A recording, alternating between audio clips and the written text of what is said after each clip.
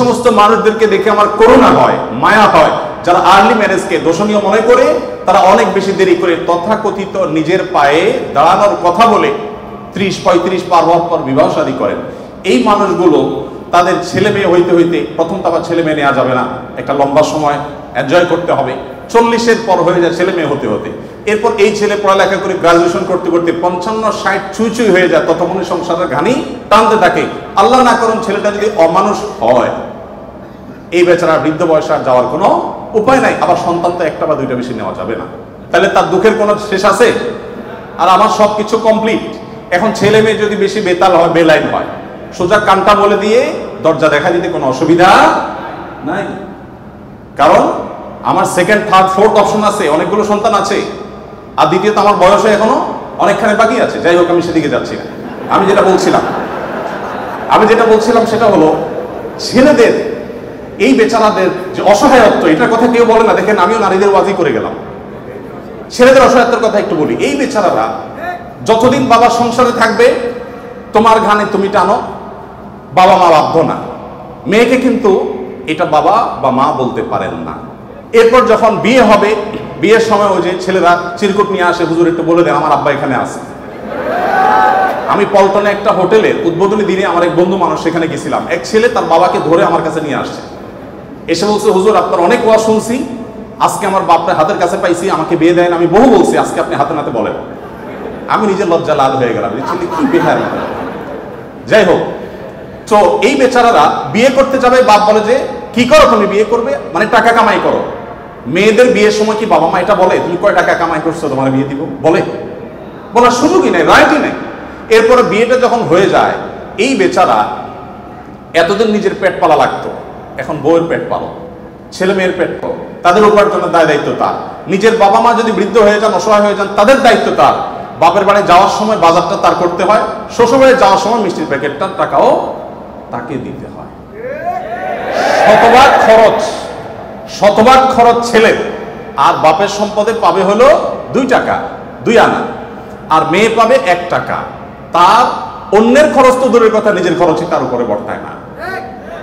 ইসলাম কি তাকে কম দিয়েছে না বেশি দিয়েছে? একজনকে 2 টাকা দিয়ে বাজার পাঠিয়ে বিরাট বড় ফর্দ দেখাই দিয়েছেন, এতগুলো সব তোমাকে আনতে হবে। আরেকজনকে 1 টাকা দিয়ে বললেন যে তুমি শুধুমাত্র এই টাকা দিয়া যা খুশি তা করতে পারো। তাহলে এই 1 টাকা যাকে দেওয়া হয়েছে তার অধিকার কি কম দেওয়া হয়েছে না বেশি দেওয়া হয়েছে? আল্লাহর সাথে পাল্লা দিলে গোল্লা যাওয়া ছাড়া কোনো উপায় থাকে না। যারা নিজের বিবেক দিয়ে আল্লাহ সুবহানাহু ওয়া তাআলার বিচারকে, বিশ্লেষণকে বিচার করতে চায়, তারা আল্লাহর উপরে যে খোদার উপরে খোদাগিরি বলে, যে সে মূর্খতা ছাড়া কিছুই করছে না। আমি শ্রদ্ধা রেখে তাদের প্রতি বলতে বাধ্য হলাম। যাই হোক, আমি যেটা বলছিলাম যে নবী সাল্লাল্লাহু আলাইহি ওয়াসাল্লাম মেয়েদের সম্পর্কে এত কথা বলেছেন। দেখুন যে মা হিসাবে মেয়েদের মর্যাদা এত বেশি। ইমাম মালিক রাহমাতুল্লাহ আলাইহি একটি চমৎকার কথা বলেছেন। তিনি বলেছেন যে আল আম্বিয়া আবুল বানাত, আপনারা অবাক হবেন, যত নবী রাসূল পৃথিবীতে এসেছেন বেশিরভাগ নবী রাসূলদেরকে আল্লাহ তাআলা ছেলে সন্তান না দিয়ে মেয়ে সন্তান দিয়েছেন। নবী করিম সাল্লাল্লাহু আলাইহি ওয়াসাল্লাম বলেছেন, কোনো বাবা, কোনো অভিভাবক, কোনো প্যারেন্টস, কোনো মা যদি কোনো কন্যার কারণে কন্যা দায়গ্রস্ত হয়ে পড়েন, সমাজের মানুষের কুসংস্কারের কারণে যদি তার মুখটা ছোট হয়ে যায়, কোন কারণে তিনি যদি কোণঠাসাময় পরিস্থিতির মধ্যে পড়ে যান, এরপরও তিনি যদি সেই মেয়েদেরকে লালন পালন করার ক্ষেত্রে কোনো কার্পণ্য না করেন, সমাজের বিরুদ্ধে দাঁড়িয়ে বুক টান টান করে যে তার কন্যাদেরকে তিনি ভালোবাসা দেন, সদাচরণ করেন, তাদের অধিকার যথাযথভাবে দিয়ে দেন, তাহলে সেক্ষেত্রে নবী সাল্লাল্লাহু আলাইহি ওয়াসাল্লাম বলেছেন এই কন্যাদের প্রতি সদাচরণ করবার কারণে জাহান্নাম থেকে মুক্তির কারণ হবে কিয়ামতের ময়দানে ওই ব্যক্তির জন্য। এটি নবী সাল্লাল্লাহু আলাইহি ওয়াসাল্লামের বহু হাদিস আছে, আমি আর সেদিকে যাব না, শুধুমাত্র একটি হাদিস বলে শেষ করব। সেটা হলো, আপনারা জানেন নবী করিম সাল্লাল্লাহু আলাইহি ওয়াসাল্লামকে জিজ্ঞাসা করা হলো, ইয়া রাসূলুল্লাহ মান আহাক্কুন নাসি বিহুসনি সুহবাতি, আমার সবচেয়ে ভালো আচরণ পাওয়ার অধিকারটা কার? নবীজি সাল্লাল্লাহু আলাইহি ওয়াসাল্লাম বলেছেন উম্মাক, তুমি সবচেয়ে ভালো আচরণ করবে তোমার মায়ের।